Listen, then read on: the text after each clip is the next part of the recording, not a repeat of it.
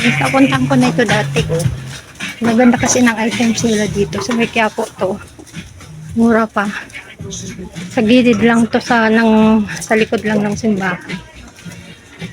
Kita nyo dito. Nakapunta na ako dati dito kaya binalikan ko para maipakita ko sa inyo in case gusto nyo pumunta dito. Mapadpad kayo dito sa parking ako.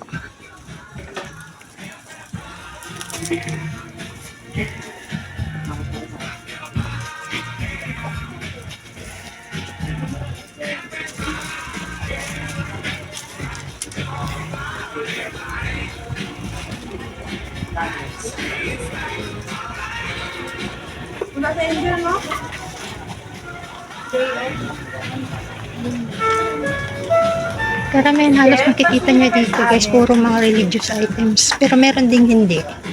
Yung mga naghahanap pag may mga occasion tulad ng Pasko. Kahit ano, mga anniversary, birthday, sa trabaho, pang regalo sa mga ka-office mate, mahal sa buhay. Dito nyo lang guys makakuha, makakapili kayo dito.